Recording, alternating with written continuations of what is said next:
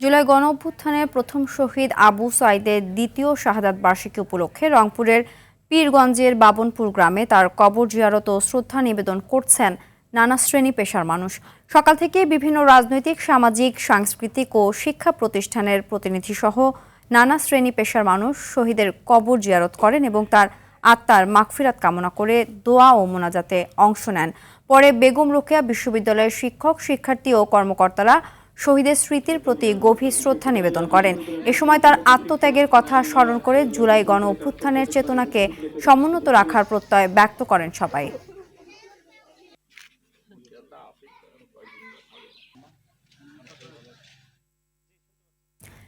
এ বিষয়ে আরও জানাতে রংপুরের পীরগঞ্জ থেকে সরাসরি যোগ দিচ্ছেন সহকর্মী মিনহাজুল ইসলাম মিলন। মিলন, আবু সাঈদের কবরে শ্রদ্ধা নিবেদনের বিষয়ে বিস্তারিত জানাবেন।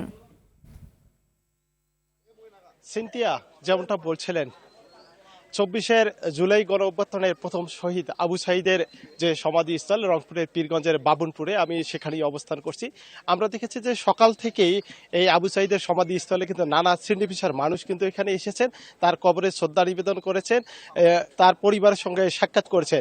আমরা একটু আগেই দেখলাম যে পীরগঞ্জ উপজেলা প্রশাসনের পক্ষ থেকেও কিন্তু তারা এসে শ্রদ্ধা নিবেদন করছেন, তার কবরে কিন্তু দোয়া মুনাজাত করেছেন। এর আগে আমরা দেখেছি যে সকালে বাংলাদেশ জামাত ইসলামের পক্ষ থেকে কিন্তু এখানে শ্রদ্ধা নিবেদন করেছেন এবং দোয়া মুনাজাত করেছেন। এরপরই বেগম রোকেয়া বিশ্ববিদ্যালয়ের যে শিক্ষক, শিক্ষার্থী আছে তারা কিন্তু এসে কিন্তু এখানে কিন্তু কবর জিয়ারত করছেন, দোয়া করছেন, তার পরিবারের সঙ্গে সাক্ষাৎ করেছেন।